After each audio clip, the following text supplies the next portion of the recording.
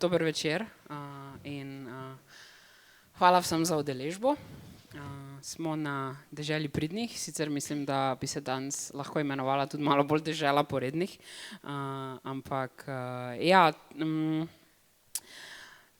jutri, kot najbrž vsi vemo, je Valentinovo in moja želja za današnji večer je bila, da dejansko govorimo o odnosih na en iskren in ranljiv in radikalen način, in zato sta z mano dve osebi, za katere verjamem, da bosta z nami delila svoje izkušnje in misli in razmišljanja o odnosih in ljubezni in ljubiti se na načine, kot je fino, da se v družbi o njih pogovarjamo. In sicer tukaj sta Maja Ličen, sociologinja, slovenistka in specialna domska pedagoginja, in Mitja Blažič, dolgoletni aktivist, novinar in hedonist. Oba sta LGBT osebi, aktivistke in ljubiteljice ljubezni. In zakaj?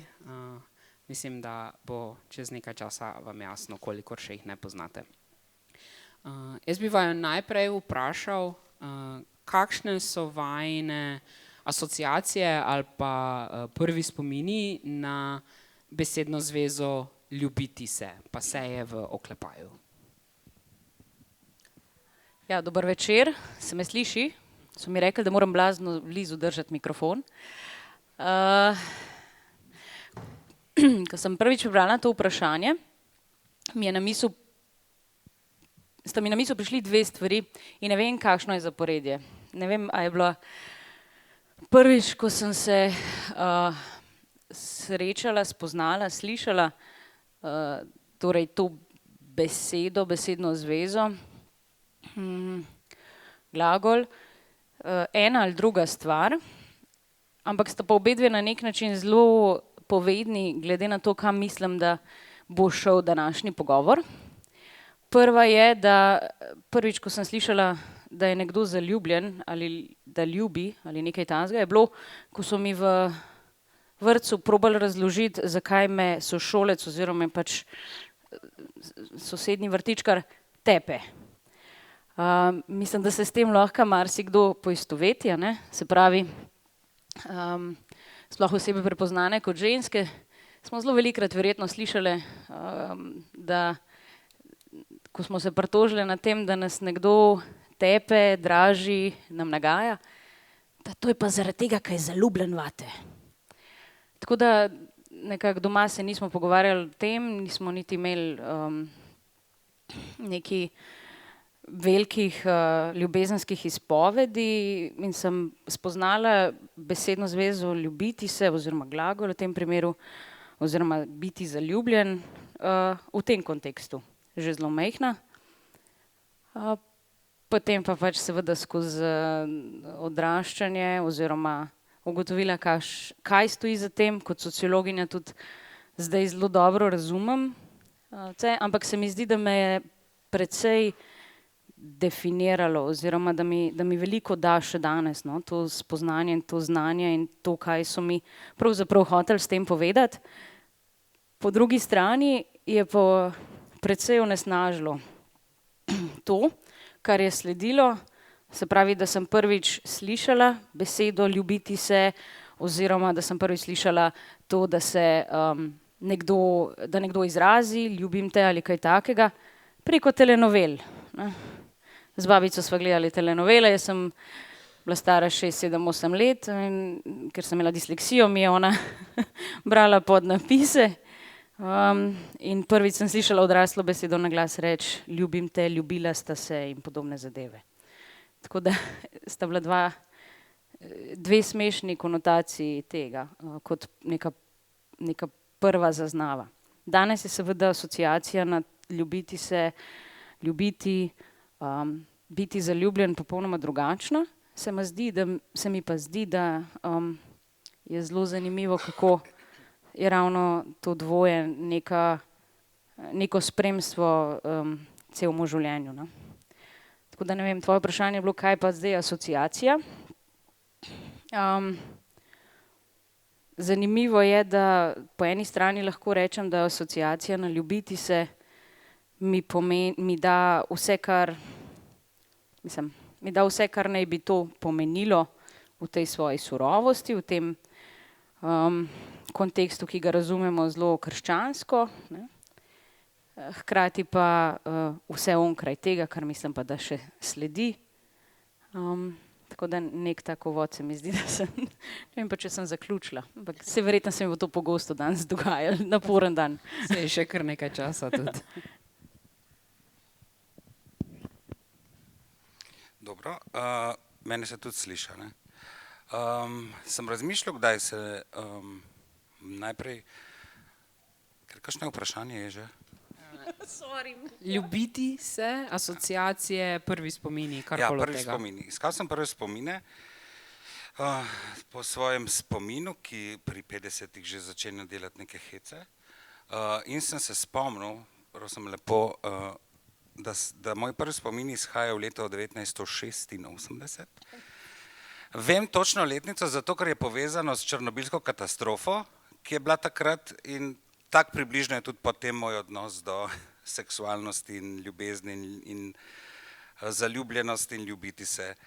Bili smo v Srbiji na obisku pri enih družinskih prijateljih in tam sta dve čudoviti mladenki imeli neko knjigo o spolnosti v cirilici in ne vem, zakaj smo en večer, to preden smo šli spat, v sobi to začeli prebirati.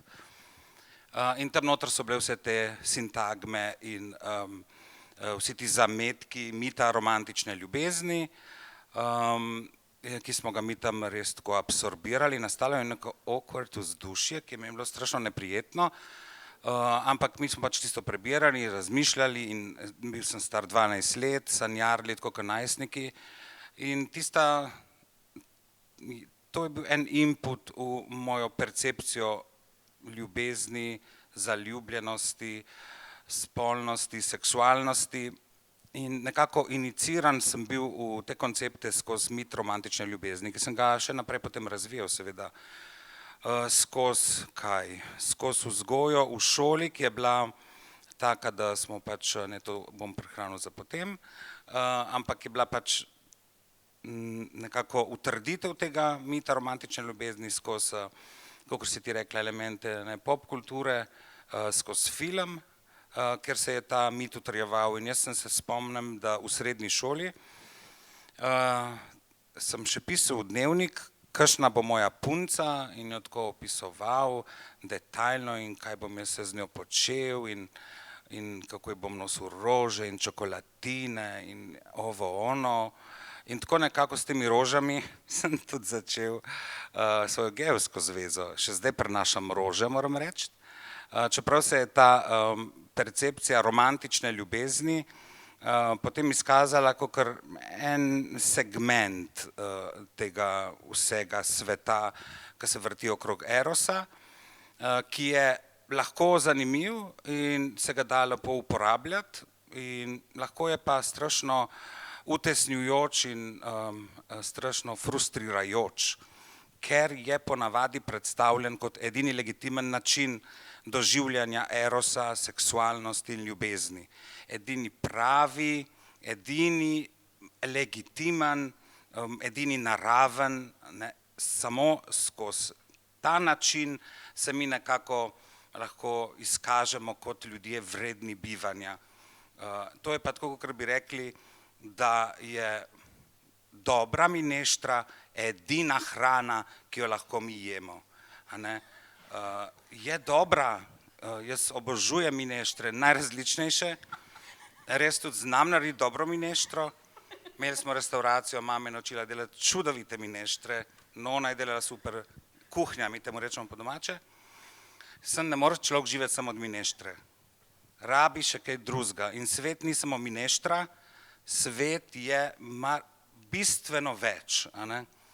In tako nekako to se skozi življenje učim, kaj zraven mineštre se da postreči. Hvala za ta recept. Če ostanemo še malo pri tej besedni zvezi, torej ljubiti se. Menim, in me zanima, kaj menita vidva. Ta besedna zveza v bistvu tudi sploh v splošni družbi pogosto poskuša upravičevati seks in spolnost v imenu ljubezni ali pa samo določeno obliko seksa, točno o čem si ti zdaj govoril, in jo ovrednotiti kot več vredno, nekako bolj sprejemljivo. Se strinjata, ne? Kaj menite? Ja, da malo obrnemo. Ker se nekako navezuje, se mi zdi, da je pač ta mit romantične ljubezni tisto, kar nam pač ponudijo, in vse, kar je onkraj tega, je manj vredno, ne. Tako tudi v resnici seks, spolnost, intimnost med dvema ali več ljudmi ali samim sabo gre vedno skozi to prizmo, da mora imeti nek predznak ljubezni. To se mi zdi spet neka redukcija. Mislim, da lahko imamo čist legitimne seksualne odnose z ljudmi v odsotnosti neke ljubezni, neke zaljubljenosti, iz užitka, tako kar pač pojemo eno dobro pečenko, iz užitka, ker smo lačni, recimo, ker imamo to potrebo. Skratka, ne rabi biti to vedno ovito v neko zaljubljenost in ljubezen. Tudi zato, ker se mi zdi zlagano. Zlagano se mi zdi to, da je vse naše seksualno doživljanje, ves naš seks nujno povezan tudi z zaljubljenostjo in ljubeznijo. Jaz mislim, da ko gre človek v poslu z nekom, lahko gresta oba z nekim konsenzom, izključno iz nekega užitka, ker se hočeta dati dol, ker sta potrebna, ker imata to biološko potrebo in sta si všeč, a ne. Tle notri v sta si všeč že najdemo pač neki eros, a ne, in se fino dol kresneta, dvakrat, trikrat, enkrat, kakor si želita, in gresta vsak narazen in nista nikoli zaljubljena in nikoli v lifeu se ne vidita več. Ampak imate en lep trenutek, ki sta ga delila. Eden z drugim, v konsenzu in v spoštovanju, brez vseh dodatkov, a ne. Kar ne pomeni, da ne sme biti ljubezni, ker dostikrat se razume, vi zdaj hočete prav, ne. Lahko je ljubezen, lahko je zaljubljenost, lahko je ves ta mit romantične ljubezni zraven, je tudi okej. Meni je glavno, da pač gre za konsenz dveh oseb in da gre za neko spoštovanje in da gre za ker v seksu potem pol marsikaj vam pride, ne, tudi ko performiraš, ko, moraš to besedo, fukaš, je treba dosti stvari paziti, ne, kako partner doživlja, kaj si ti želiš, en kup nekega usklajevanja, toliko je nekega dela, da v resnici je že res neka ljubezen. Hvala, Mitja. Maja, kaj boš dodala?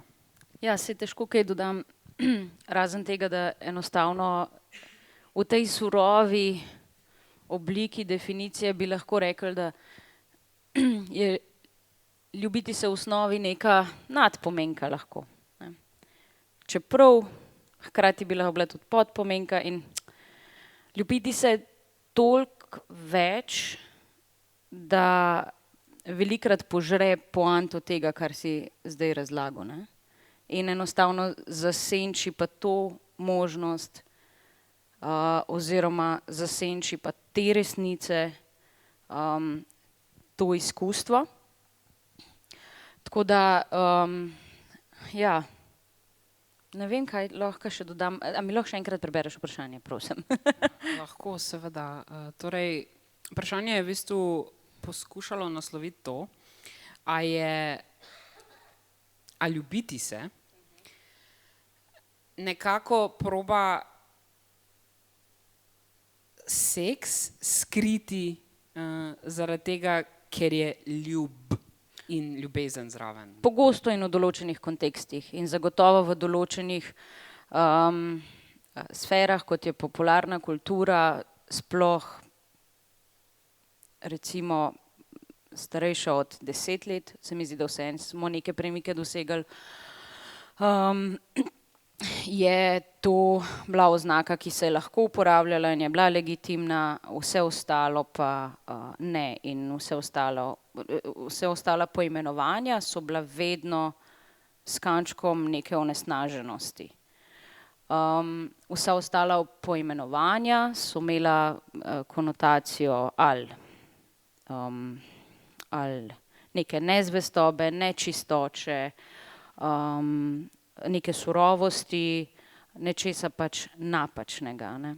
To pa se je v bistvu potegnilo iz neke kulture, neke religiozne pozicije, dojemanja, ljubljenja, in je ostalo čisto. In je pravzaprav edino poimenovanje, ki je zelo pozitivno, ne. Ljubila sta se, ne. Tako da, pri čemer čisto vse ostale so surove, še ti si jih surovo in trdo povedal in razložil, seks, fuk, ne. In to imamo v sebi vsi in kljub temu, da danes o tem govorimo in da je zavedanje v nas in da imamo, ne vem, sociologijo seksualnosti in imamo ogromno enih študij, ogromno nekih zadev, ki se jih popolnoma zavedamo, so determinirane v nas, blazno močno, zgodovinsko pogojene in nas zadržujejo pri tem, da bi drugače to izrazili, ne. Tudi osebi reči, ne, je lahko zelo velikokrat pri določenih osebah tukaj problem, če ji rečeš na en ali na drug ali na tretji način, ji s tem poveš, na kakšen način zadevo počneš in je lahko narobe. Če ni zavedanja, če ni konsensa, etc. Nekaj takega, no. Samo še nekaj dodal. Se mi zdi, da je neka, mogoče sem rekel surovo, ko rečem fuk, seks in to. So že začela. You like it hard. Skratka, ko rečem seks ali pa fuk in to, mislim pač cel. Ja. Seks. Mislim vse spektre, no, tega, vse od pač muckanja do pač serijskega penetriranja, kakorkoli. Skratka, kar sem hotel reči je, da se mi zdi, da ko govorimo o, jaz ne znam najti eno besedo, ali je to seksualnost, ali je to eros, ali je to spolnost, ali je to, ker se mi zdi en tak konglomerat in potem lahko rečemo temu eros, a ne, ko govorimo o erosu, se mi zdi, da moramo najprej na začetku to besedo oziroma ta milje, to polje, to raven, moramo sčistiti enega čustva, ki se ne moramo, jaz moram pri sebi sčistiti enega čustva, ki se takoj manifestira in to je gnus in sram, a ne. Jaz sem pač vzgojen krščansko, dokler nisem na neki točki ugotovil, da pač ne moram biti kristjan. In jaz sem pač do 20. leta poslušal intenzivno Ne čistuj, kot samozavedanje. In jaz sem hodil v puberteti 4-krat na teden k spovedi, da sem pač povedal, da sem drkal, oprostite, rekel sem, da sem nečistoval. In vsakeč sem trdno sklenil, da ne bom več, dokler nič nisem imel trdega. In globoko v meni je ukoreninjeno bilo, je bil ta gnus in sram, ki se je povezoval z spolnostjo, seksualnostjo in erosom, kakršnim koli. O spolnosti se je vedno govorilo malo bolj potiho, ali pa so lahko govorili samo odrasli, ali pa samo v enih kontekstih. To ni bila normalna tema za pogovor. To je bilo vedno, to je bila neka skrivnost, to je bilo nekaj nečistega, umazanega. Mogoče, ko je bila v kontekstu neke monogamne, partnerske, zakonske zveze. Ko sta se ljubila. Ko sta se ljubila, takrat je bilo malo očiščeno, pa še takrat zelo v enih takih omejenih oblikah, ker otrok se vseeno mogel iti očistiti izvirnega greha, ko je rojen. Jaz sem to razumel, kot se je mogel očistiti izvirnega greha, greha, iz katerega je izviril. Torej, tudi to ni bilo dovolj čisto in Jezus je brezmadežno spočet in Marija je brezmadežno spočeta post festum ratala. Hočem reči, na ves ta eros se vleže ena umazanija in jaz mislim, da jo moramo pri sebi, jaz jo moram pri sebi vsakič, zdaj sem star 50 let, vsakič jo moram čistiti tako z vatko, te usranarije, ki se je na njej nabrala, in ugotoviti, da eros je nekaj lepega. To je nekaj, kar nam je dano kot človeku, to je naše telo in naš duh, zato da živimo to, ne zato da to šparamo. By the way, v puberteti sem mislil, da se lahko znuca, da imaš samo določeno število strelov, pa sem gotovo, da ni res. Anyway, skratka, en kup te mitologije. Hotla reči, Mitja, sam 50 jih imaš. En kup te mitologije, je povezano s tem, tudi ne smeš preveč, zaradi tega, ker se lahko znucaš, pa pol, ko boš rabo, ne bo delalo.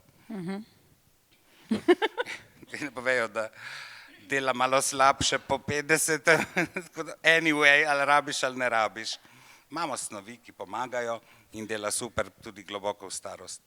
Hočem reči, da to sem hotel, v bistvu moj message je hotel biti, moramo očistiti ta pojem, te nesnage, ki se nalaga in predstavljati eros kot nekaj človeškega in lepega, kar nam je dano v uporabo, ne za napolito, da se nabira prah, v uporabo. Kar ohrani mikrofon. Kaj so pa kakšni načini, ki jih vidva uporabljata, spoštujeta, vaju navdihujejo za to čiščenje, o katerem si zdaj govoril? Ta posnetek bo na YouTubu, jaz delam v šoli. Dežurna čistilka na blagajni.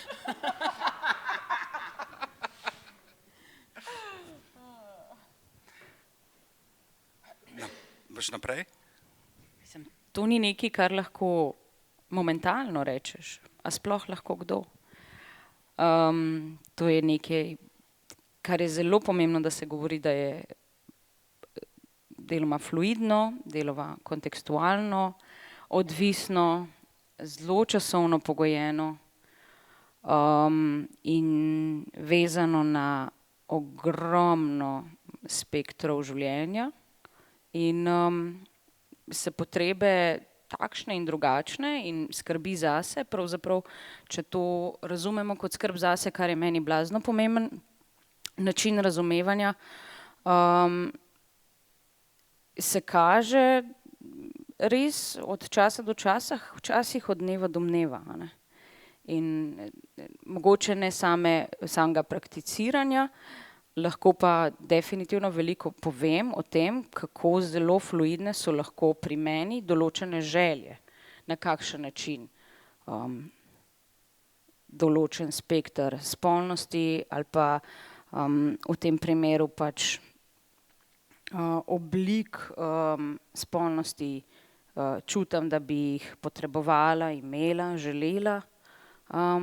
In konec koncev pač je vprašanje samo v naši družbi, kako možna je tista, dajmo uporabiti besedo sla, ta moment izvedljiva. Ali do sebe, ali pač kakorkoli. Pač že. Zdaj sem se spomnila na to, pač jaz delam z otroki s posebnimi potrebami, in te želje so pri njih bistveno težje moralno definirane, razložene, ampak jih enostavno gledamo in vidimo v bistveno bolj neonesnaženi verziji. Namreč mi smo onesnaženi z neko moralo, tako kakor si ravno kar Mitja razlagal, in njih pa tega po eni strani včasih ne moremo naučiti. Jih zelo veliko lahko naučimo o prostorih, ki so pomembni, ki so primerni za določena izvajanja, deloma tudi o času, na kakšen način in kako, no saj mogoče bomo pa še kakšno besedo o tem spregovorili, je pa pri njih bistveno bolj svobodno, oziroma je sam to, a si dovolijo določene stvari sploh misliti. Namreč mi, mislim, da kot družba lahko zelo podobno, kot si Mitja razložil, jaz enostavno tudi pri sebi, pa ko se imam za v bistvu svobodno do tega, da se poslušam, se takoj ustavimo, ne. Kjerkoli smo, kjerkoli se nam zgodi neka želja po neki obliki, kakršnekoli sle, zadovolitve, kakršnekoli želje, jo zelo velikokrat ustavljamo na zelo mnoge načine. In zdaj sem se popolnoma lepo ognila na vprašanju, ampak mogoče lahko še ti kaj dodaš pa. Torej, kaj je moj mister Muskolo? To ni enkraten proces, ki se zgodi enkrat in ga narediš, ko imaš 21 let. Ta smog, ta nesnaga, ta šum se je na mojo koncepcijo erosa in na moje doživljanje tega vsega nalagalo 20 let zelo intenzivno. In jaz sem tudi veliko tega časa posvetil represiji svoje lastne seksualnosti, ker sem mislil, da je to nekaj slabega in da je to greh in da je to bolezen in da je to motnja. Dokler nisem preko psihoterapije nekako ponotranjil, da je to del mene kot človeka. Ampak ta balast, ki se je nabiral 20 let, je pustil, se je usedel vse pore in to prihaja ven vsak dan in prihaja ven na različne načine se izkazuje in vsak dan pač je treba to pucati. In to se dogaja čez z različnimi čistilnimi sredstvi. Eno so že taki pogovori, ko recimo eden drugemu povemo, kako doživljamo seksualnost in vidimo, da nismo sami v teh občutkih, da je treba pucati krivdo iz teh lepih stvari, ki so nam dane. Drugo je sigurno vzgoja v šoli, ampak na njo se danes še ne moramo zanesti, ker je pomanjkljiva. To bomo pol govorili, to ne bom več nadaljeval. Potem je to umetnost, preko umetnosti, preko gledališča, preko filma, preko romanov, preko poezije se da fino pucati te stvari pri sebi. Pogovori s frendi, recimo, dokler ne pridem do pogovora s partnerjem, ki je tudi pomemben. Ta je, meni se zdi, še najtežji, ker je najtežje tako iskreno spregovoriti s partnerjem, kako zelo si ti potreben in kaj vse bi, da ti on dela ali pa drug dela ali pa ti njemu ali pa ti drugim, ker se to pa lepo meša, kaj si to ti želiš, če si bi mi imel res rad, bi si želel to z mano samo početi, recimo, take stvari. In je treba se o tem skozi pogovarjati, da ni to tako povezano, kot mislimo, da smo. Skratka, skup nekimi mehanizmi na dnevni bazi skozi še zdaj in najbrž bom do smrti mogel pač čistiti to, kar se je naložilo. Nikoli ne bo več čisto, ker je bilo enkrat zapacano. Ali obstaja možnost, da bi bili tako dobro razviti, da bi ne zapacali temu? Ne. Tako hitro sigurno ne, še par stolet sigurno ne. Torej se mi zdi, da moramo se naučiti, kako to pucati. Predvsem pa ne podlegati, ker ta nesnaga se nalaga danes še vedno, to ni bilo enkrat naloženo in je nehalo. To se nalaga zdaj ta gnus in ta krivda in ta neprimernost in ta da nisi dovolj dober, ta nezadostnost, to se nalaga vsak dan, še danes. Moram reči, mogoče v zadnjih 10 letih bolj intenzivno kot prej. Smo bili že v boljših časih, recimo bi rekel, da so bili ti boljši časi pred nacizmom, tam v 20 letih so bili boljši časi. Potem smo bili v boljših časih tudi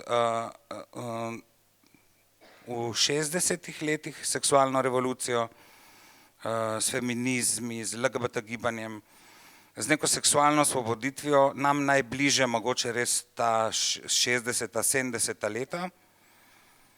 Vojna je to ustavila, a ne, druga svetovna, AIDS je to ustavil, skratka, in zdaj smo, a ne, in ti cikli se ponavljajo, tako da danes so ta neokonservativna gibanja, ki predstavljajo eros kot eno monoteistično resnico, še vedno bolj močna se mi zdi, vedno bolj glasna, prisotna, aktivna. Mogoče je to samo manjšina, ki je glasna, ampak je glasna in je aktivna in je tudi bistra in pametna in zna strukturirati stvari na način, ki so bistveno lažje dojemljive kot naše, ko vedno na dolgo razlagamo.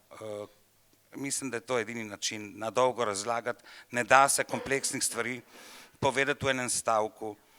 Če lahko eno zelo kompleksno stvar poveš v enem stavku, jaz dvomim potem, da je to bila res neka legitimna razlaga nekega pojava. Tako da vsak dan sproti do smrti, to je neko delo, pucanje tega.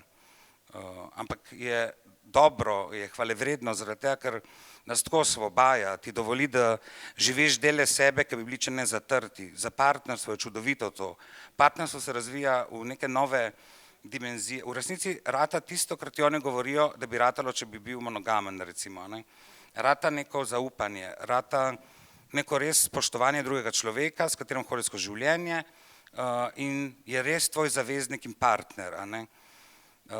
In ne rabiš biti zavezan monogamiji, če ne želiš. Če želiš monogamijo, je to čudovito, lahko skozi to živiš. A ne? Tako da jaz mislim, da je vedno stvar izbire, da biti monogamen, a ne? In izbirati te izbire in te interpretacije je tudi legitimno, da ne bo zdaj izpadlo, kot da moramo vsi biti Sodoma in Gomora, če hočemo biti srečni. Lahko smo srečni skozi Sodomo in Gomoro, lahko smo srečni tudi skozi celibat, zaradi mene. Bi kaj dodala?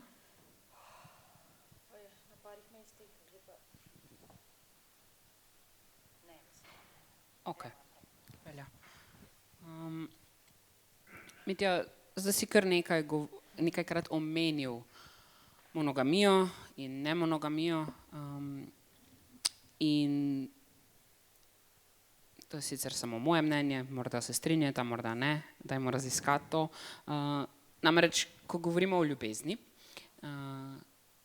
zelo pogosto pač je nekako od nas pričakovano, da je imamo čim več za vse možne druge osebe, živali, zase itd. Razen v seksualno-partnerskih in romantičnih razmerjih, kjer pa se poveličuje, če imaš eno, ne, takrat si kao ta pravi, etično, najbolj superioren. Kako razmišljate o tem? A se strinjate s tem? Se si zelo jasno že povedal, da ne, ampak malo več razmisleka bi glede tega, prosim. Ne vem, če si s tem, ko si rekel, da živiš ali ne živiš monogamno življenje, nujno povedal, da to pomeni, da je zgolj ena ljubezen, ne? V tem kontekstu odnosa do druge osebe. Ja, to je blazno zanimiva stvar in je tudi močan diskurs, sociološki, filozofski, antropološki. Je pa to, kar si zdaj izjavil oziroma povedal, to dejstvo zelo kulturno pogojeno, ne? Ni čist vsaka kultura tako zasnovana, če hočemo, ni čist vsak čas, hkrati pa zdaj jaz mislim, da bi težko rekli, da čisto v tej surovosti pomeni, da hočemo povedati, da pač neka močna čustva, če razumemo ljubezen tako, gojimo zgolj do ene osebe, bolj pa to, da pač smo tej osebi zvesti. Bolj je to tisto, kar naša kultura s tem pogojuje oziroma to določa. Ja, ta koncept je bil razvit oziroma je razvit zelo na podlagi nekega družbenega oportunizma, ker pač je preživetje na ta način bilo v nekem času, v nekem obdobju, v neki kulturi lažje. In ker je bila deloma lahko tako razumljena reprodukcija kot bolj varna in posledično v naši kulturi tudi samo preživetje bolj mogoče. V nekih drugih kulturah pa vemo, da temu ni nujno tako, nomadske in tako naprej. Po drugi strani pa pač, mislim, in posledica tega je ideja, da je ljubezen lahko zgolj ljubezen do ene osebe, da je pristna. Tisto, kar lahko povežemo tukaj z tem, kar si prej vprašal, je tudi na kakšen način živimo to in kako se odpirajo določena vprašanja pri ljudeh, je tudi pogojeno s tem, kateri ljudje vstopajo v naše življenje. Namreč zelo velikokrat se zgodi, da neke vprašanja, neki nagoni, neka zatiranja pri nas pridejo vzporedno s tem, ko pride neka oseba, ki bi lahko bila ali potencialno pač nek zgolj enkratni seksualni partner ali več oseb, ali pa oseba, s katero bi lahko do katere bi lahko izrazil čustva na način, kot jih danes razumemo kot ljubezen. In ja, kljub temu, da živimo v družbi, ki to popolnoma iz dneva v dan označuje kot edino legitimno stvar in edino pravilno stvar, imamo 50% vseh zakonov takih, ki končajo zelo hitro z ločitvijo, ne, torej po 10 letih. Istočasno imamo trenutno 38, če sem prav ažurirane podatke prejle prebrala, procentov ljudi, ki, zdaj bom uporabila besedo, ki ni trenutno najprimernejša, ampak bom zanalašč uporabljala na ta način, govori, da vara. Ne. In kar nekaj izmed teh oseb pove, da še vedno ljubijo svoje partnerje.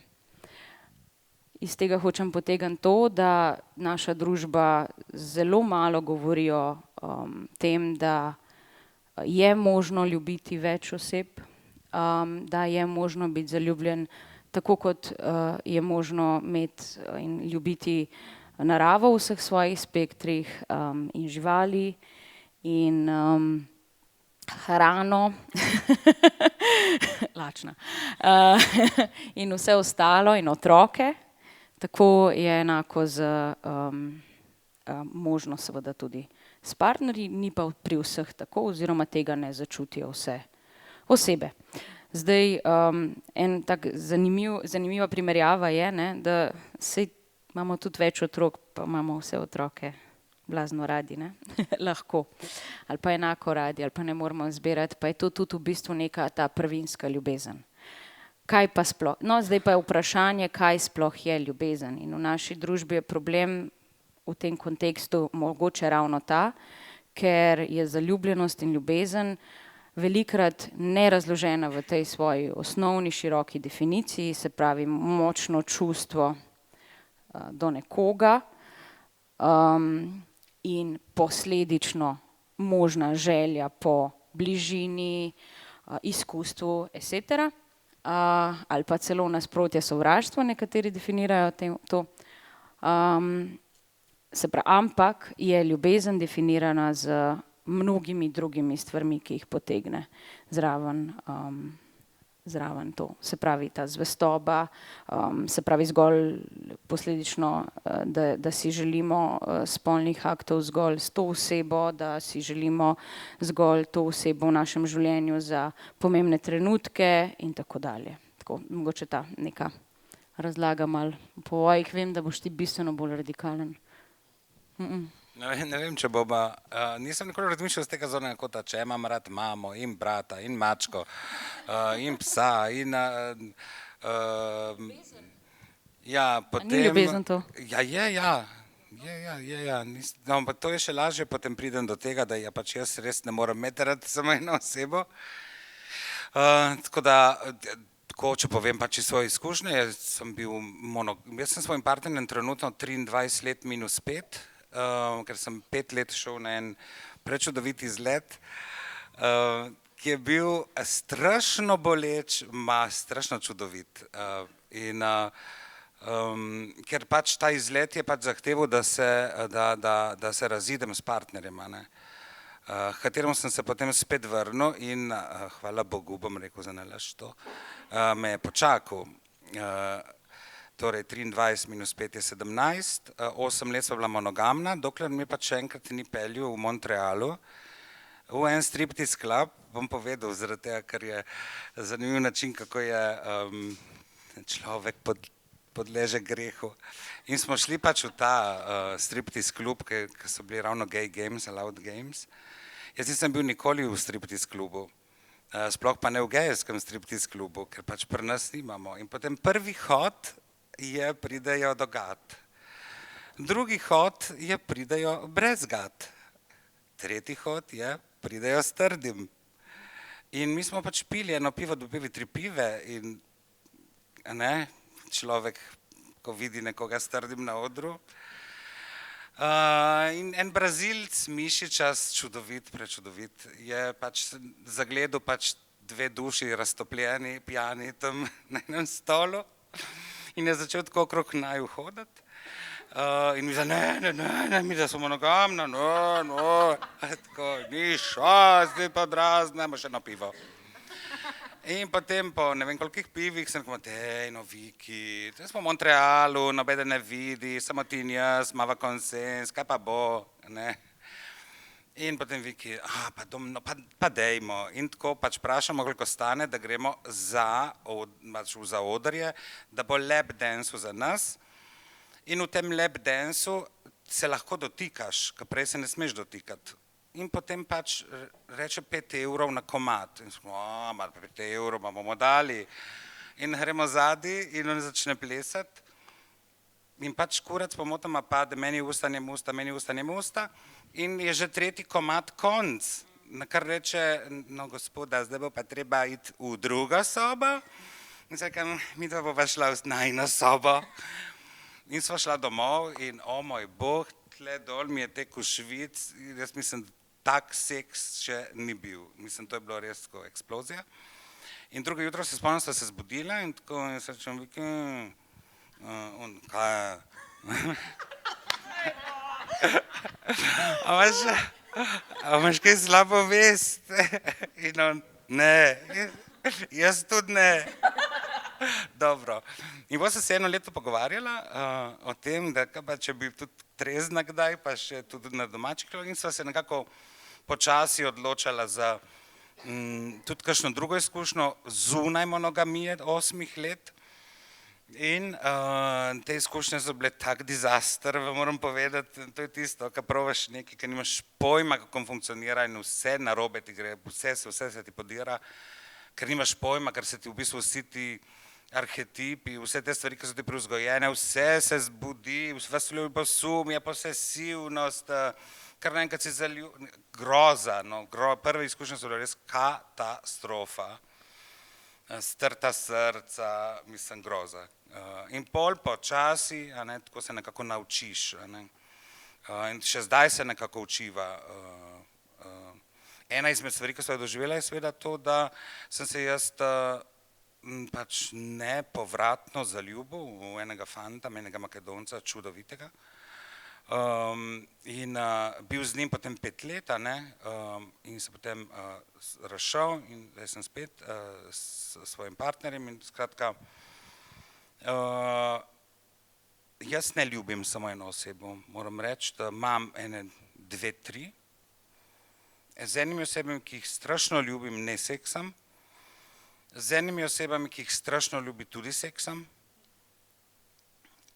Večinoma ni samo zgolj seks, ampak so neki trenutki, imam enega španskega ljubimca, s katerim se dobimo enkrat, 2krat na leto, ampak tam si potem, mislim tako pasionalno, tam si potem poveva take stvari, take stvari si govoriva življenjske, nore, res tako fajn, je tak pogovor. On je tudi v odprti zvezi, poliamorni v resnici in jaz sem eden izmed teh izbranih, tako da lepo prosim. In so taki lepi trenutki. En dan si vzameva do 2 na leto, samo mi 2, 4krat seksava, 5krat, 3krat, kakor nam rata, jeva malo vmes. In pogovarjava se ful. In ful je en tak odmik, je ena taka meditacija, ful je lepo. Tako da so ti, pri meni osebno je to en tak recept, res je neka taka zmešana mineštra vsega skup, ampak nekako mi funkcionira, ima svoje manjke, še se stvari učimo, še so katastrofe, ampak življenjsko skupno sem naredil z Vikijem samo, ker v resnici moram povedati, jaz nimam časa za več usporednih gospodinstev. Če bi hoteli to združiti v eno gospodinstvo, bi bilo strašno kompleksno, ker mora biti ujemanje med vsemi. Niti si ne želim.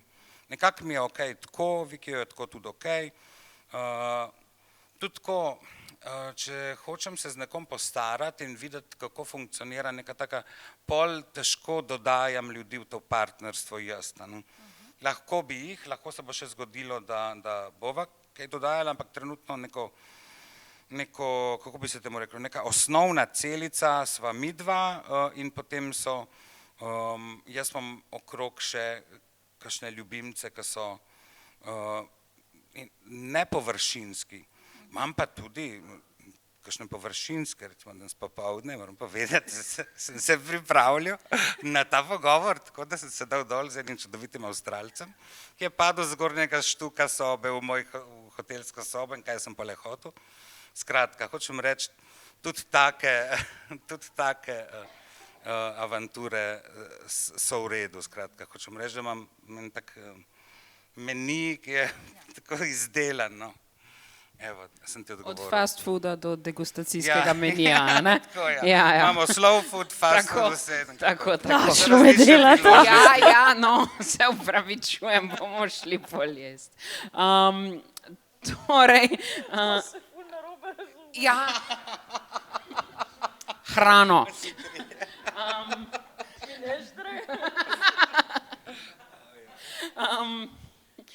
Mitja, večkrat si zdaj ponovil ful stvari sicer, ampak eno, ki se mi zdi, da bi bilo fino, da jo malo bolj pogledamo še, in sicer, da se učiš in da se učimo.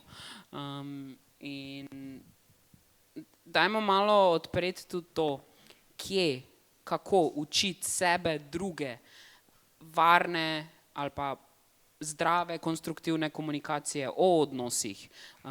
Kako potem podvprašanje Maja, kako je v šolskem sistemu, kako ti, ki delaš z mladimi, kaj se ti zdi dobro, kaj je velik fail, vse to.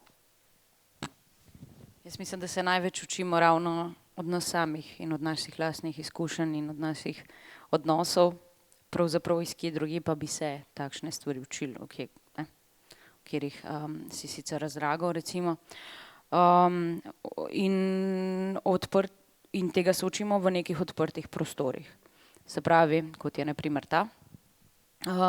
Ne moramo pa se učiti brez neke odprte komunikacije, ne moramo pa se učiti brez da počistimo naše tiste morale, o katerih smo prej govorili, oziroma te neke zadržke. Brez tega pravzaprav ne moramo nikakor napredovati pri tem učenju. Pa še nekaj, pač enostavno se nikoli ne naučiš do konca. Vedno se učimo sproti glede na situacije in glede na ljudi, ki pač prihajajo v naša življenja, vse stvari. Se to je v bistvu popolnoma enako kot kakršnakoli oblika odnosa, komunikacije, funkcioniranja in v bistvu preživetja v tej naši družbi. Tako da kaj več tega se pa zelo malo lahko dejansko učimo iz nekih konkretnih virov. Daj mislite, da se začnemo učiti daj se spolna vzgoja v šoli začne? A zna kdo ugibati? Pa učiteljice tiho. Kdaj se začne spolna vzgoja? Ok, kdaj se začnemo učiti o reprodukciji? V 3. razredu. 3. razredu v učbeniku za naravo otrok spozna telo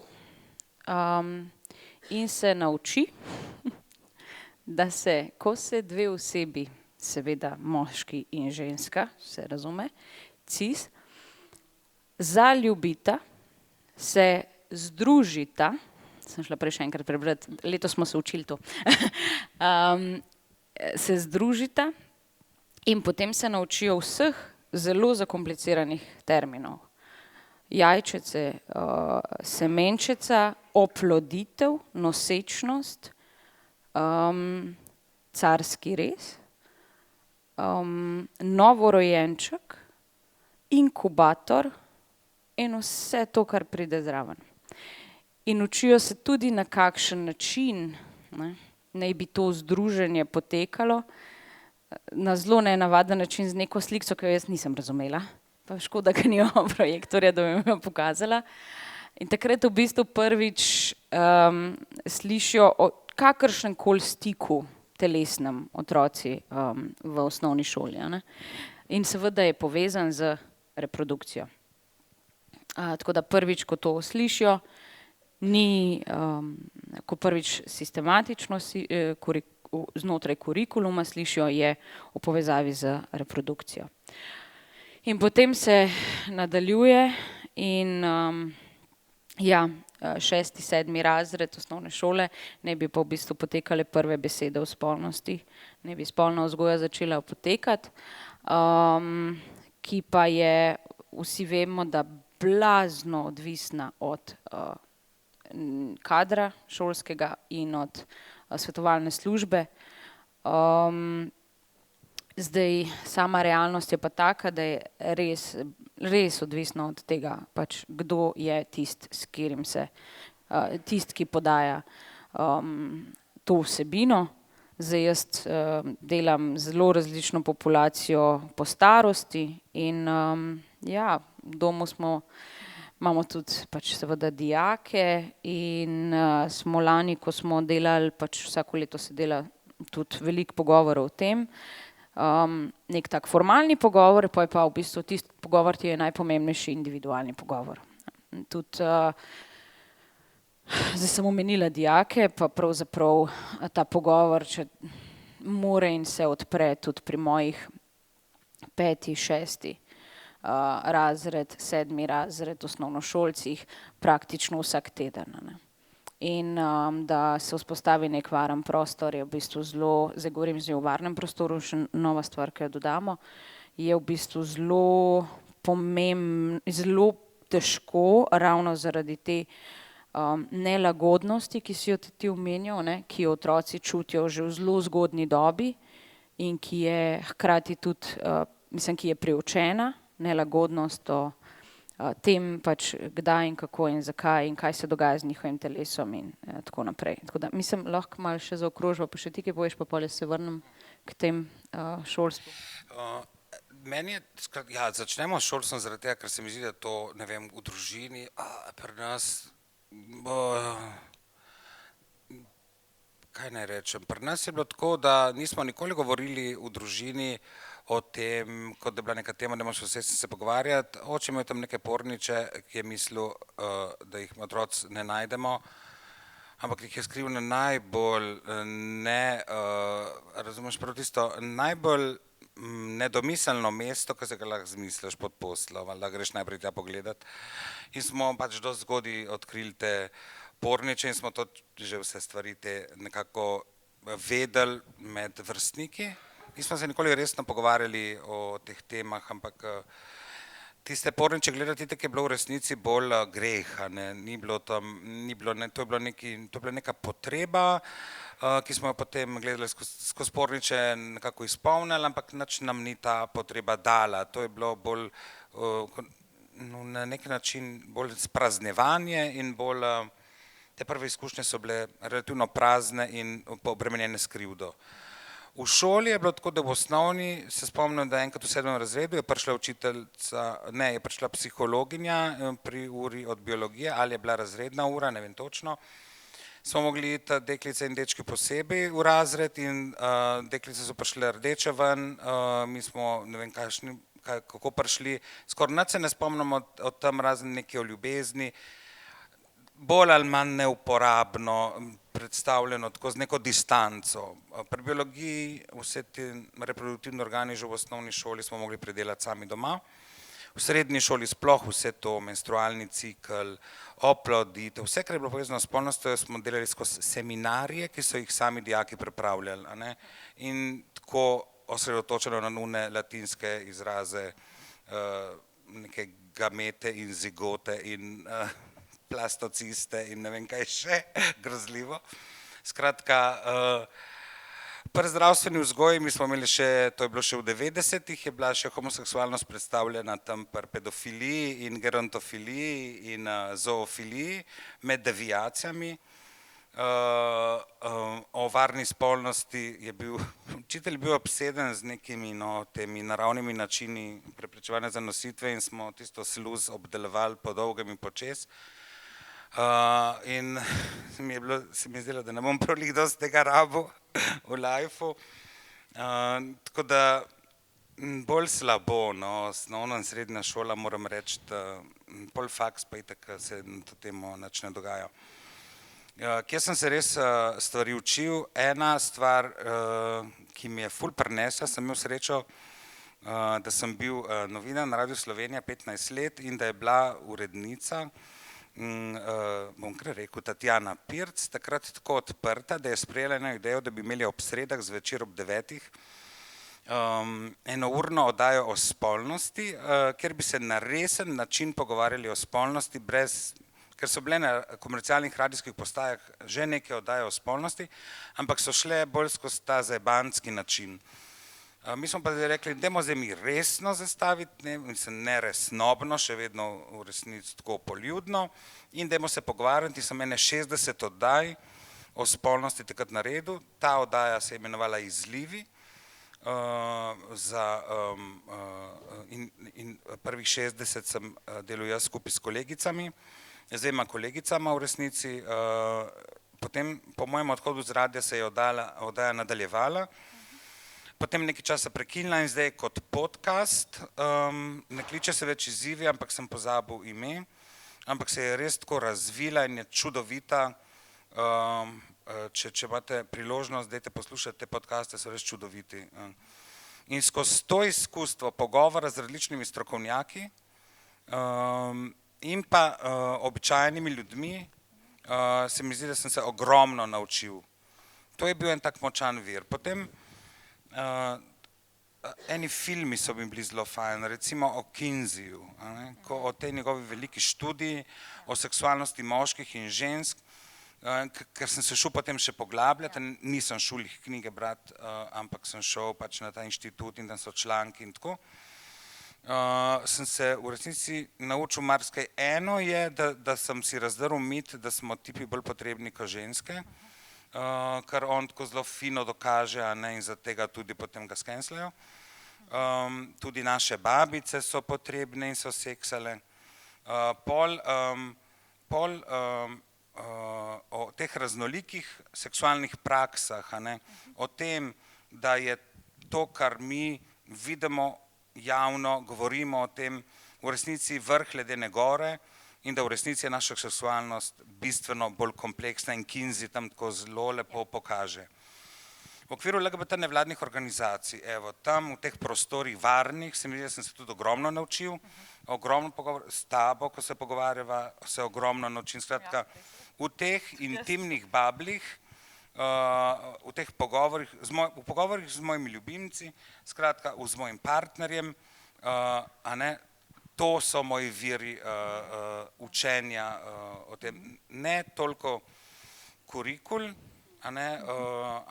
na kurikulu bi se dalo marsikaj narediti. Zdaj jaz ne rečem, da nek otrok je sposoben dojeti kompleksnost tega erosa. Ne, seveda se mu dozira z žlicami, ki so primerne za otroka. Jaz mislim, da tudi odrasle osebe rabimo nekaj časa, da zapopademo kompleksnost tega sistema. Ampak da bi v tisti v tiste osnovne prve informacije bile že sčiščene greha oziroma tega pejorativnega, ne, v povezavi z intimnostjo in spolnostjo, ne glede na to, kakšni smo, ali smo cis, ali smo trans, ali smo hetero, ali smo homo, ali smo bi, ali smo s hendikepom, ali smo črni, ali smo ne, skratka, ne glede na to, ker ko začnemo potem govoriti ne, o seksualnostih oseb s hendikepom ali pa skratka o otroškem doživljanju erosa,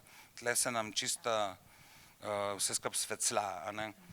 To so teme, ki so skratka zelo občutljive. Zelo občutljivo je reči, otrok je tudi seksualno bitje in tudi otroku je treba servirati informacije, ki so njegovi starosti in razumevanju sveta primerno tudi na te teme in ga tudi zato pripravljati na live. Mu olajšaš, ne bo se rabil pregrebt skozi te pomije, da pride do samega sebe, ali pa se bo hitreje pregrebil, če ga malo bolj opremo. Predvsem pa je potem ta praksa lahko bistveno bolj varna, če smo že pri tem. Iz te pozicije pač jaz je tako, no, jaz največ stika imam z mojimi matičnimi učenci, ki so gibljajo starost med 9 in 15, kar pomeni, da zelo veliko govorimo o masturbaciji, samozadovoljevanju oziroma temu stiku samim sabo.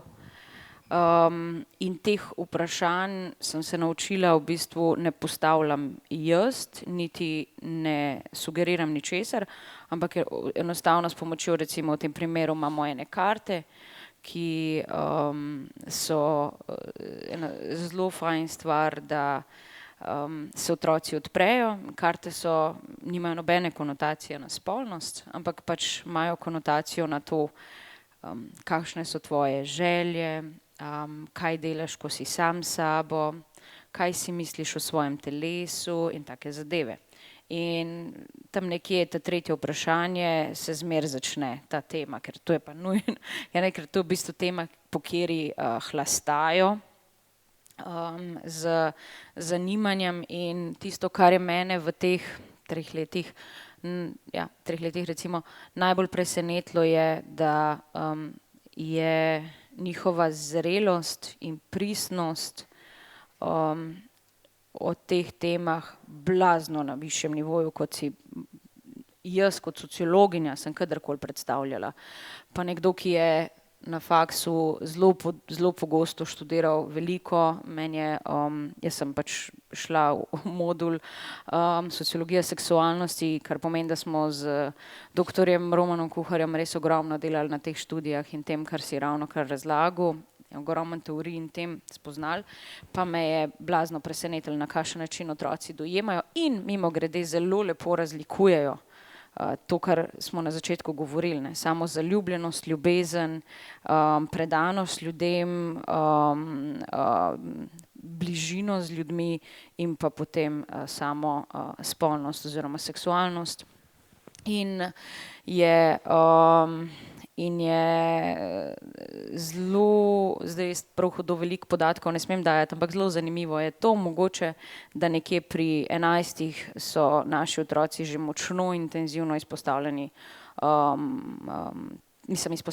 zelo intenzivno že uporabljajo, gledajo pornografijo, se samo zadovoljujejo precej intenzivno, govorimo tedenski ravni 100%.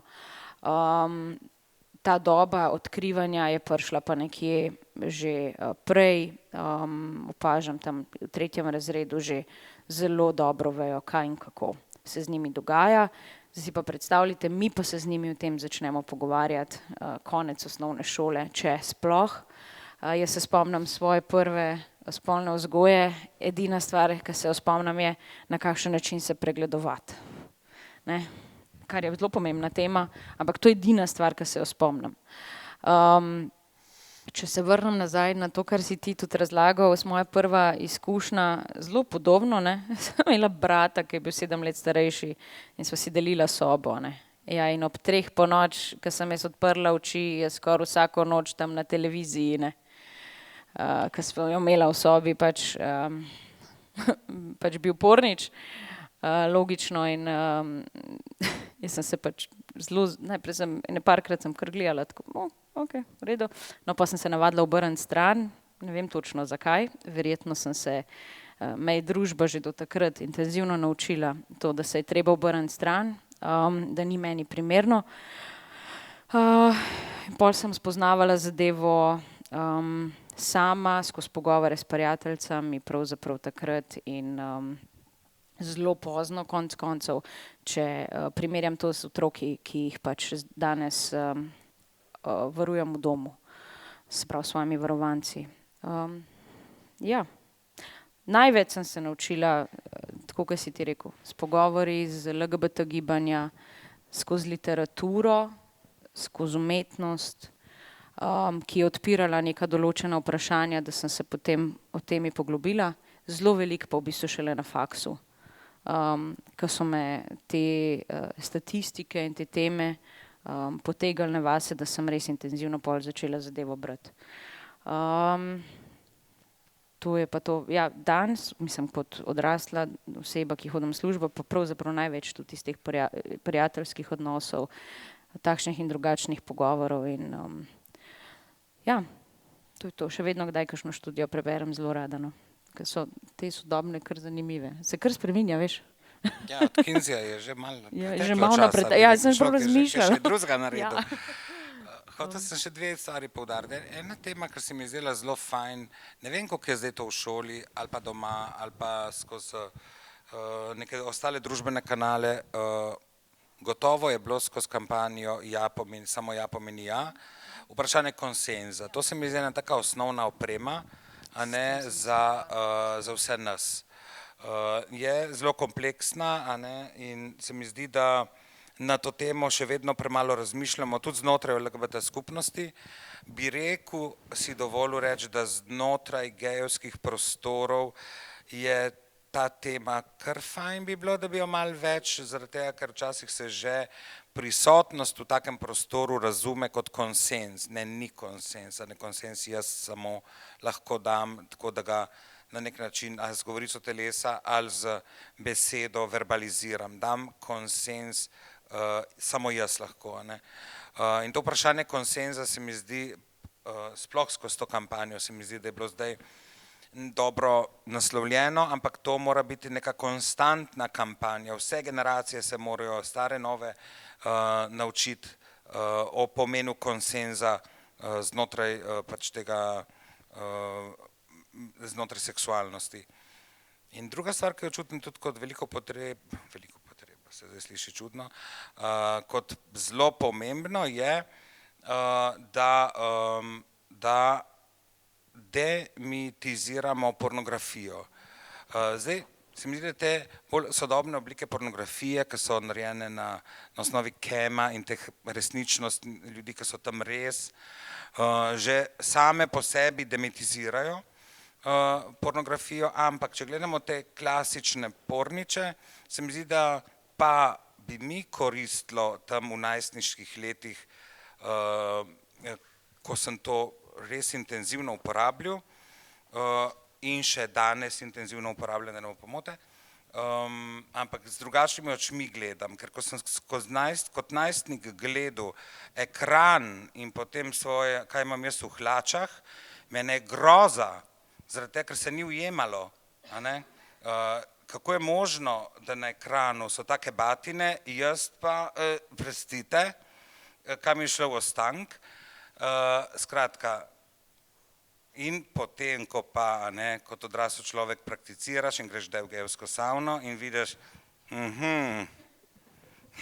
ta bi lahko igral, a ne, vidiš, da je selekcija, a ne, in da večina ljudi ne ustreza tej selekciji, ampak tudi ne, tudi tako, kdaj si ti pripravljen, koliko časa ti stoji, kolikokrat lahko ponavljaš, a ne, vse te stvari, kaj rabiš potem, ko ti pride, mislim, vse te stvari, ki so znotraj pornografije tako intenzivirane, ker morajo rajcati, to je funkcija porniča, a ne, fajn je, da kot najstnik veš, da to ni real life, da v real lifeu stvari niso tako intenzivne, kot tam so zelo intenzivne, ampak ne tako, da je dinamika drugačna, da je dinamika lahko, da se ti vmes ustaviš, pa greš, ne vem, nekaj pojesti, popiti ali pa se samo crklaš, ne rabiš nabijati tam 1 uro in pa tudi ne traja toliko.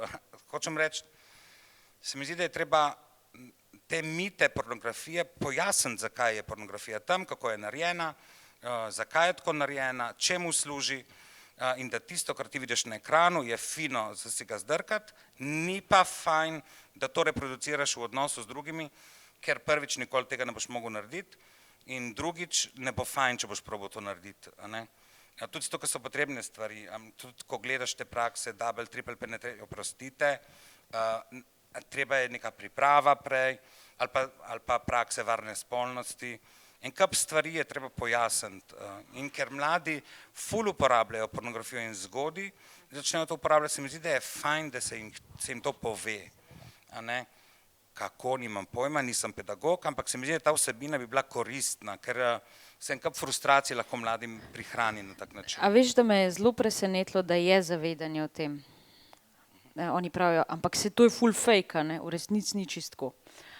To so bile besede, sploh eden ima res to zelo zaveščeno. Mislim tudi recimo zvoki so neki, ki jih zelo zanima, ali so pristni ali niso pristni, a je res taka reakcija in zelo veliko sprašujejo o tem, koliko je dejansko tle pristnega. Se mi zdi, da mogoče se zavedajo mogoče toliko bolj same pop kulture in čeprav imajo moje mogoče včasih težje ločijo realno in fiktivno resnico, ampak realno in fiktivno resnico, wow, realnost in fikcijo, ampak ne, to se učimo in delamo na tem zelo veliko in kar me je presenetilo je to, da niso čist neopremljeni, hvala. To definitivno in ja, varnost sem že prej omenila, je tista, ki je zelo pomembna za izpostavljanje. Je pa pač užitek neka beseda, ki jo zelo težko slišijo otroci v povezavi s tem in da je to pač še huje jim je pa slišati, da pač je to nekaj, kar je zdaj bom rekla zelo surovo, ampak pač na ta način tudi otroku najlažje razložiš, popolnoma normalno. Te besede zelo težko slišijo na nek način in to vsi počnejo, oziroma jaz rečem večina ljudi v družbi to počne, te besede težje slišijo, ravno zaradi tega, ker so že deloma onesnaženi z določenimi moralnimi zapovedmi. Je pa varnost tukaj iz te pozicije pomembna tudi iz tega gledišča, mogoče bom malo preskočila, ampak se mi zdi, da kakšno stvar lahko tudi res iz prve roke povem. Namreč spolnost in dojemanje spolnosti pri otrocih s spolno zlorabo oziroma ki so bili kakorkoli v bistvu zlorabljeni, je skozi praktično celo življenje zelo opremljena s to zadevo, pač čisto iz prve roke govorim in je potem v bistvu cel proces dojemanja spolnosti, razumevanja stikov, ločevanja med varnim prostorom in ljubeznijo in samim seksom lahko zelo problematično oziroma zelo podprto s tem na nek način. Ali pa, dajmo reči tako surovo, onesnaženo s to zlorabo in pač zato tudi jaz tukaj v varnostih zelo pogosto govorim, ker sem 1000% prepričana, da moje spolno življenje, spolno dojemanje in sebe in ljubezni in varnosti je popolnoma drugačno zdaj, po pač temu, da sem doživela spolno zlorabo v zgodnjem otroštvu, kakor pa bi bila, če ne bi tega doživela. Ne. To so pač načini in jaz sem prepričana, da v bistvu so posameznice in posamezniki blazno z različnimi stvarmi, ki so povezane s spolnostjo, lahko zelo močno definiranje v bistvu in samo dojemanje in doživljanje vsake zadeve je lahko blazno drugačno. In mi tukaj zdaj govorimo o nekih praksah, ki jih je čist drugače početi v enih kontekstih in v enih osebnostih in v enih konec koncev duševno zdravih ali nezdravih okoljih, v enih konec koncev spektrih določenih motenj in ja, toliko, mogoče še. Hvala obema. Bom zdaj imel malo eno, a si hotel specifičnega še kaj? Nekaj sem še hotel dodati, ko si govorila o varni spolnosti v smislu varnega prostora in varne v smislu, ki me ne bojo poškodovale, Ja, v katerih ta bom del, lahko ki me ne bo, varen ja.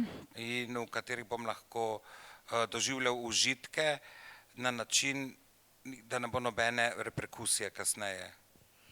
Ali kako varen prostor? Vse, kar si povedal na nek način, vse, kar si povedal na nek način, ampak moraš razumeti, da tukaj pri otrocih je vse treba vseeno spustiti, ne, pač recimo varna je zame že tudi ta pozicija higiene, ne.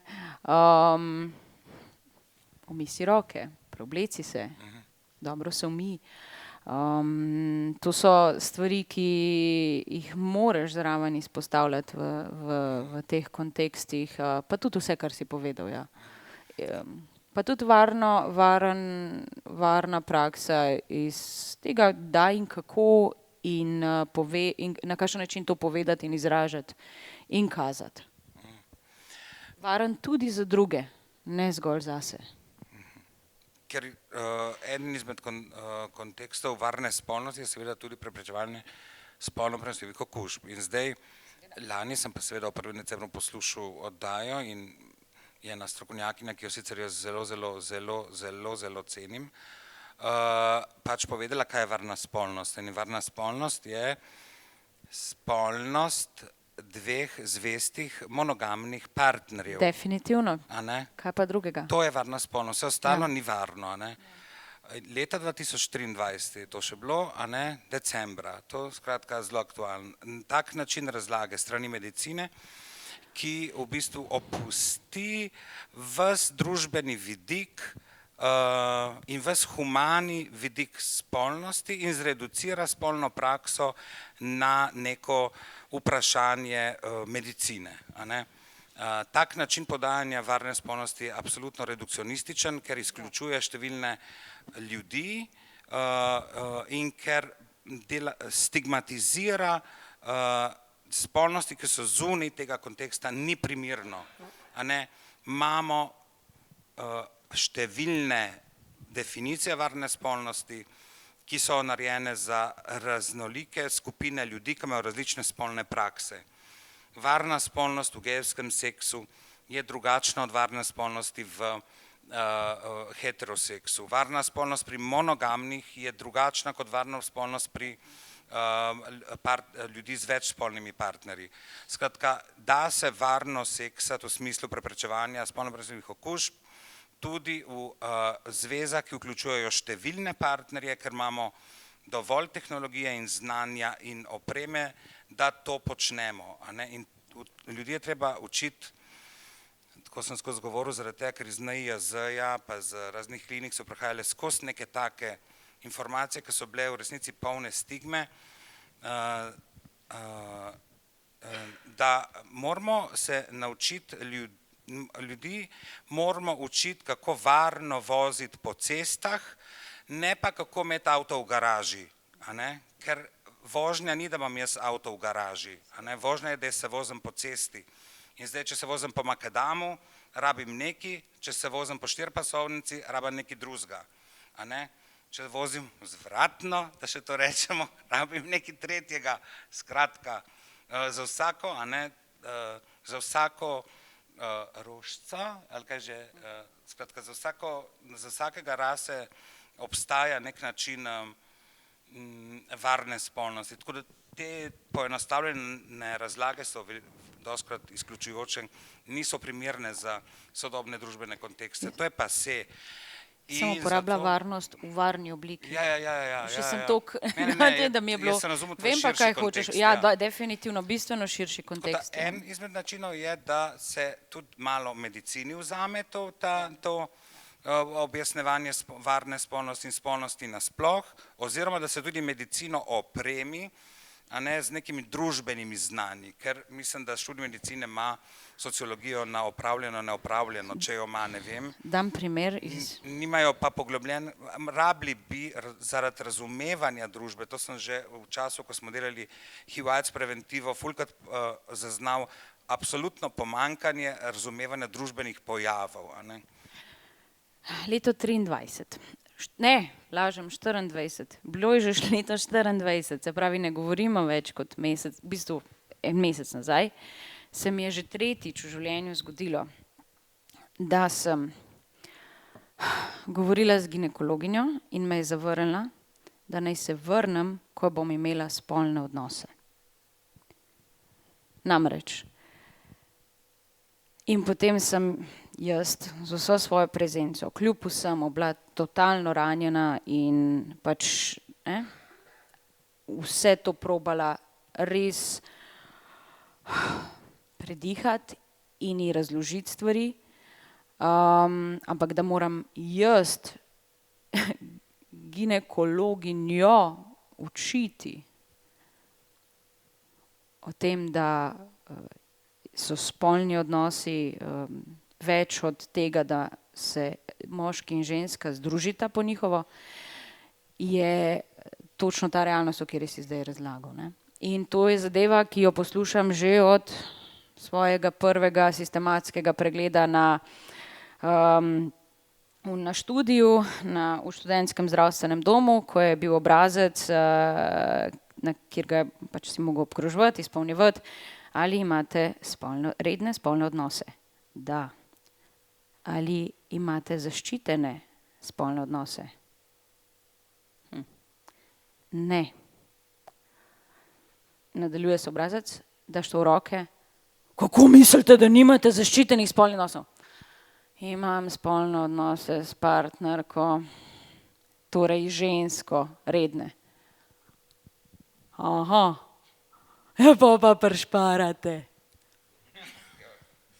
Dejanska izkušnja, jaz sem sicer šla v boj, da se je obrazec spremenil kasneje, ampak ginekologinja me je takrat prvič v življenju zavrnila za to isto izjavo, naj se vrnem, ko bom imela spolne odnose. In to so stvari pač, ki se ponavljajo in so še vedno blazno terminirane v tej družbi, kulturi in zelo močno prezentne. Bom sem še zrno dodal, pol pa lahko naprej imaš, smo vzeli funkcijo, mi dvakrat tako, klasika. Skratka, sem hotel dodati to, da v resnici so tudi neki boljši časi na obzorju, ker imamo Seksološko društvo Slovenije, ki združuje strokovnjake in strokovnjake na področju različnih področij, ki se dotikajo seksualnosti, ki se ukvarja tudi in ga vodi ginekologinja, in ki ima tudi bogata znanja družboslovna in socialna in medicinska in nekako združuje v aktivnosti tega društva tudi izobraževanje zdravnikov na te teme. Skratka, potekajo napori in aktivnosti, da se te stvari premaknejo. Tako da so tudi neke pozitivne stvari, ki se dogajajo.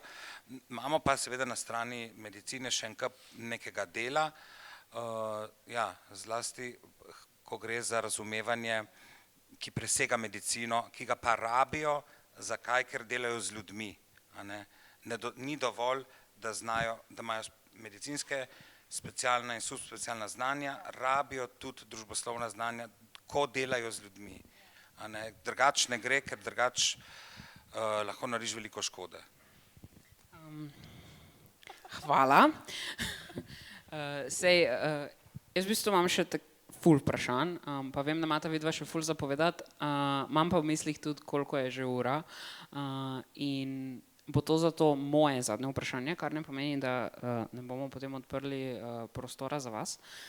Ampak bom nekako združil, kar sta zdaj vse govorila v neko zadnje vprašanje. In sicer te varne oblike, kot jih je nekdo naštel decembra 23. In jaz bi pa zdaj naštel vse tudi varne, lahko, oblike ljubljenja in seksa in odnosov, torej LGBT osebe in prakse, BDSM kulturo, poliamorijo, nemonogamijo, vse to, kar torej ja, patriarhat in medicina in izobraževanje in še marsikatera struktura pač poskuša postavljati kot nek grešni kozel, ne? Kot oblike odnosov, kratko ali dolgotrajnih, ki v bistvu znajo tudi imeti elemente nasilja, čeprav bi sam brez nekih študij sicer najbrž trdil, da imajo te kulture in oblike odnosi več znanja o soglasju kot pa normativne. Ampak zakaj to izkoriščanje manjšin in predvsem zakaj pristajamo na to in kako se lahko borimo proti temu?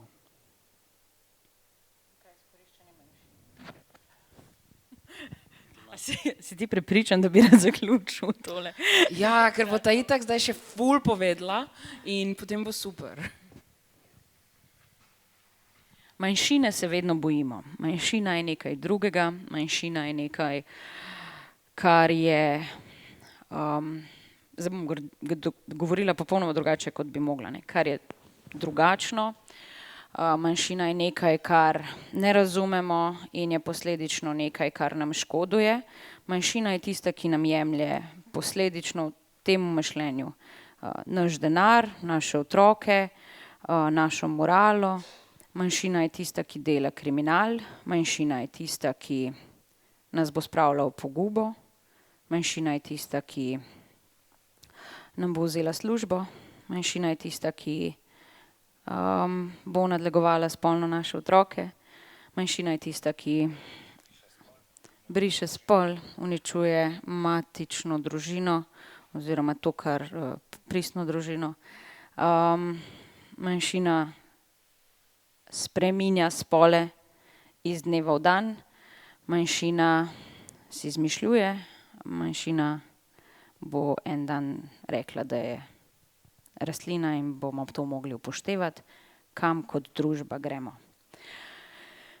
To so pač vse strahovi, ki izhajajo iz čisto popolnoma lahke stvari, kot je neznanje, nepoznavanje in predvsem strah pred pač nečim, česar ne razumemo in so posledica enostavno slabega podajanja znanja, hkrati pa posledica pač tega, da se določen del družbe more in želi imeti za nadljudi. In vse te spolne prakse oziroma ne morem glih reči, da je biti LGBT spolna praksa, jaz to sem. Jaz ne morem reči, da to prakticiram, ampak določene druge stvari pa tudi težko rečemo, da jih sam prakticiramo, verjetno so del nas, a ne. In vprašanje je sam, a jih živimo, a si jih upamo živeti, ali živimo v družbi, ki nam jih dovoljuje živeti, a imamo dostop do njih in pa predvsem imamo dostop do prostorov, ki nam nudijo varno izvajanje, rabo in tako naprej. In zelo velikokrat je pač tukaj težava, da ravno zaradi neozaveščanja, zaradi slabe izobrazbe o stvareh, izobrazbe v tem surovem pomenu besede, pač znanja. Danes imam zelo rada besedo surov.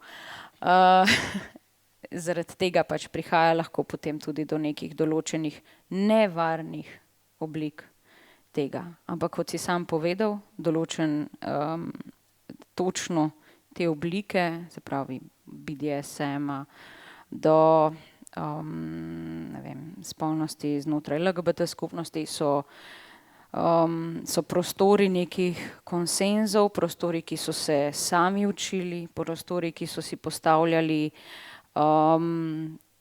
določena pravila, prostori, ki so se sami definirali, prostori, ki niso bili mogoče že izoblikovani, ampak so se dejansko izoblikovali z neko svobodo.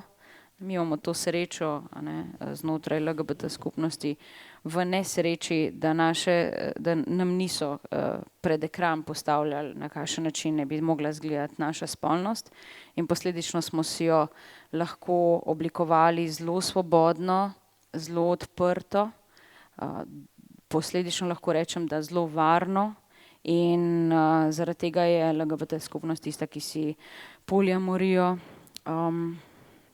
v tej majoriji svoji prislužuje, ker pač je dovoljevala to svobodo si biti, kar je, brez nekih predhodnih razglednic, kako naj bi izgledala. In pač to so prakse, ki živijo realnost z nekim uporništvom, in vsako uporništvo in vsaka manjšina pač rabi, preden jo družba razume. Jaz bi mogoče tako, da na kratko, vem pa, da Mitja bo šel v drugo smer. Jaz sem šel v smer, da po neki, večino odgovorov na tvoje vprašanje nimam pojma, ker je zelo kompleksno in se ne da, ne vem, če se da to sploh razumeti, ampak na nek način smo prišli zaradi našega družbenega in zgodovinskega razvoja do točke, kjer je en vzorec nekako preferiran, a ne? In to je pač monogamna, heteroseksualna, monogamno heteroseksualno partnerstvo. Trenutno mislim, da je to neka matrica, ki ima nek družbeni in vsestranski, neko družbeno in vsestransko legitimiranje, ki velja za to obliko, ki je družbeno koristna. Zelo najbrž kompleksno povezano z ekonomijo, povezano z reprodukcijo, povezano z, ne vem, religijo, je, kako je to nastalo, ampak zdaj to imamo, to vemo, da imamo, vemo, da ta matrica ne ustreza večini, se mi zdi, kot edina legitimna, ne ustreza niti heteroseksualnim, cisspolnim ljudem, ne ustreza vsem ostalim manjšinam, ali pa ustreza, nimam neke študije, ki bi pač se na to oprl, ampak vem, da tudi znotraj heteroseksualno usmerjenih ljudi so številne prakse, spolne, partnerske, ki presegajo ta vzorec. Torej, ta vzorec je privilegiran, na tem vzorcu je koncipirana cela družba in cela družbena in zakonska ureditev. In zdaj vse, kar je onkraj tega, to matrico ogroža, a ne? In zato je treba to nekako utišati. Ampak ker smo se naučili, da smo skozi zgodovino trdoživi, se pač utišati ne pustimo in kritiziramo to matrico. In zdaj ta matrica to kritiko ne razume kot dajte razširiti plac, da bo še plac za druge matrice, ampak kot uničiti me hočejo, a ne? Mi želimo matrici povedati, da je prostor za številne druge matrice ob tej matrici, a ne? In da lahko sobivajo te matrice, ne da se ogrožajo med sabo. Ampak matrica pravi, ne, vi mene ogrožate, a ne? V resnici pa ogroža sama sebe, a ne? V resnici se mi zdi, da druge matrice bolj verjamejo nekaterim vrednotam, ki jih ta matrica propagira kot svoje. A ne, recimo, ko rečemo, ta matrica skozi govori, da je za življenje, potem na drugi strani imamo pa za izbiro oziroma za splav. Ampak bolj, ko razmišljam in gledam ljudi, ki so za splav, bolj se mi zdi, da so bolj za življenje, kot tisti, ki sebi pravijo, da so za življenje. Zaradi tega, ker so za življenje žensk, a ne, so za to, da prosto razpolagajo s svojim telesom, da rodijo otroka, ko so pripravljene, ko si želijo, a ne, za neko dostojno življenje tega otroka, za dostojno življenje teh žensk, medtem ko na oni strani pa intenzivno težijo, da je treba roditi, ko se pač zgodi. A ne? In potem, ko se ta človek rodi, je grozljivo, ravnajo z njim, zaradi tega, ker če ni po matrici, je groza. In na koncu spet, a ne, še smrti si ne more ta človek sam izbrati. A ne? In ko razmišljam o odnosu teh ljudi, ki so za življenje do življenja, se mi zdi, da so manj za življenje kot tisti, ki smo za asistirane samomore, ki smo za svobodo, da se ženske svobodno odločajo o rojstvu otrok, za splav in tako naprej. Ampak oni si konstantno lastijo to frazo, da so za življenje ali pa da so za družino. Na eni strani smo za LGBT poroke, so na eni strani, na drugi strani pa so za družino. Ja, ma za skozi Bog. Jaz sem tudi za družino, a ne? Za družino, ki jo bom oblikoval tako, kot bo ustrezala moji percepciji družine. Jaz imam pač istospolnega partnerja, s katerim sva družina, a ne? In oblikujeva svoje partnerstvo na način, kot sva si ga zastavila, da ustreza nama dvema. A ne, tako da te dihotomije, recimo, ki se nastavljajo in so samoumevne in jih mediji kar tako reproducirajo, kakor besedo ilegalni migrant. To se kar reproducira, brez nobenega kritičnega razmišljanja. Za družino, za življenje, za kakšno za življenje, za nobeno življenje. Zato je kultura smrti. Kultura smrti zato, ker je kultura prisile. A ne?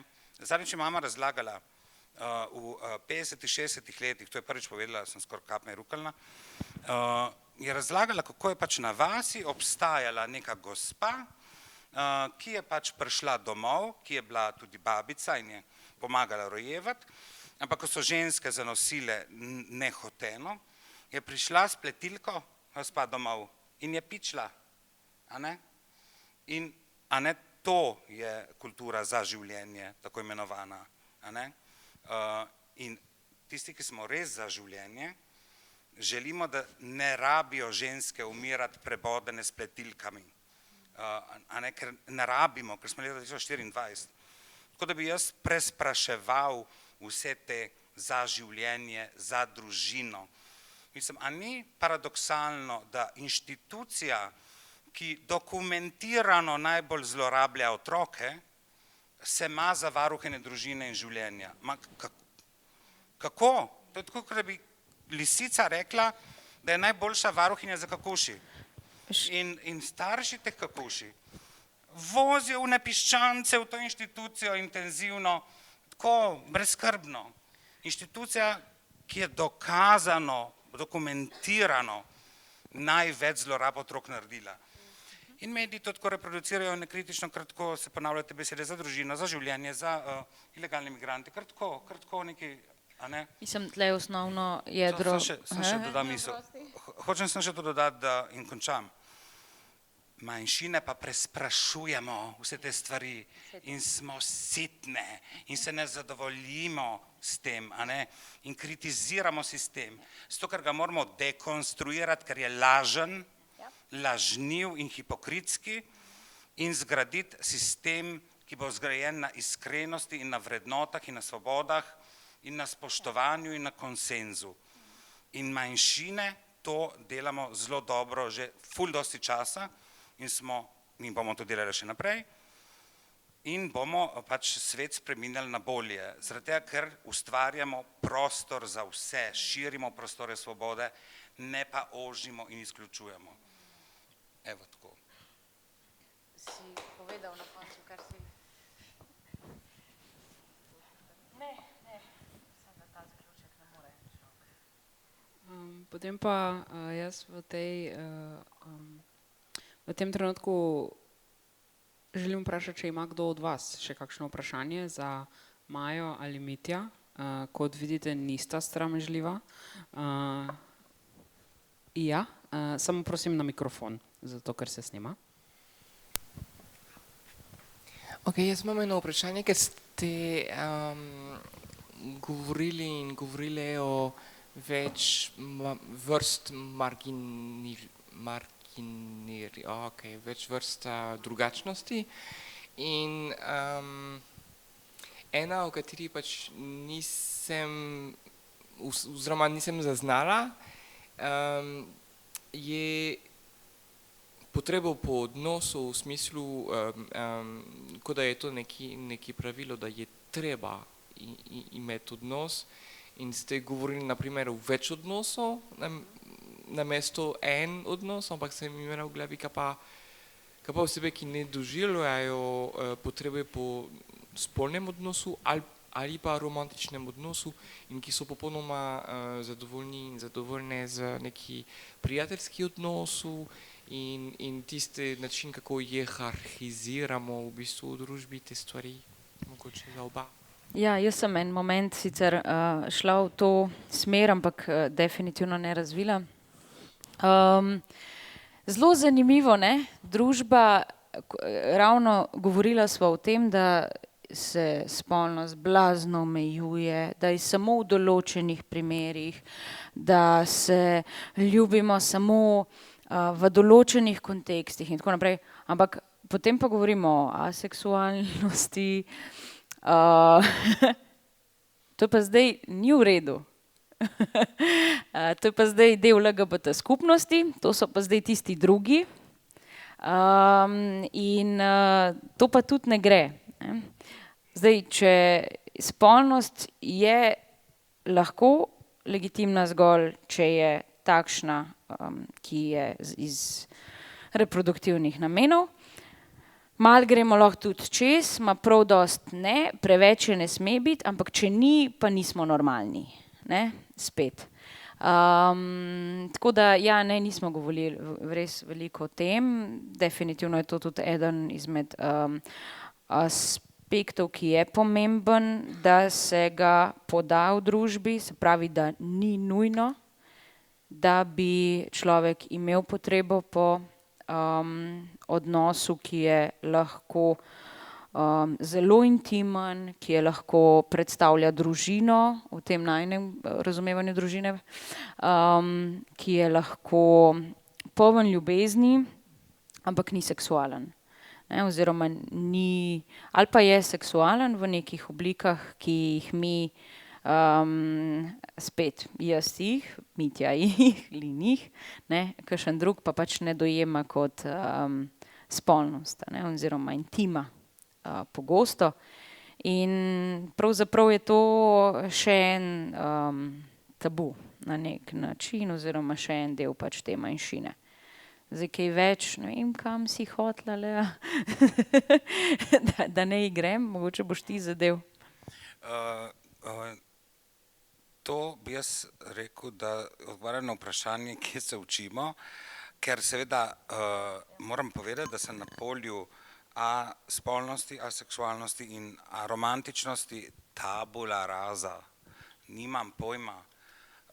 Tako da to je še domača naloga v resnici in jaz kot stara aktivistka bom zdaj tako rekel, mi smo bili tako fiksirani, 31-letno vprašanje istospolnih porok in istospolnih družin in tako naprej.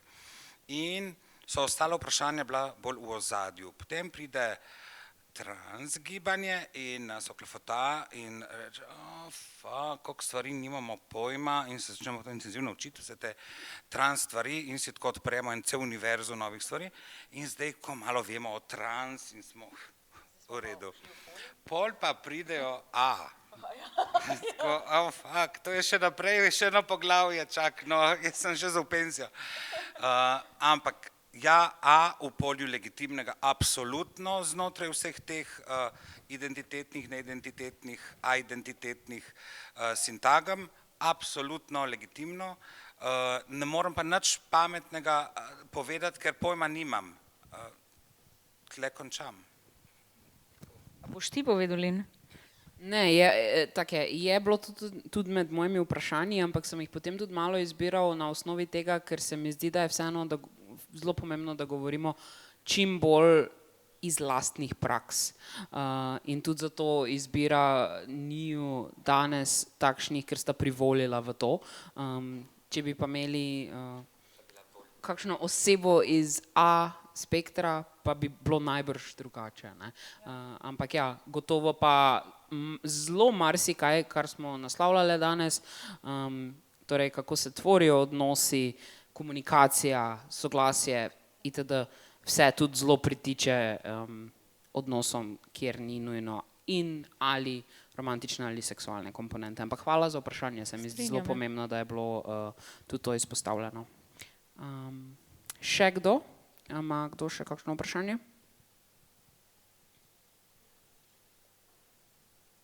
Ne, potem pa vas jaz prosim, da se res lepo zahvalite Maji in Miti, vključno z mano.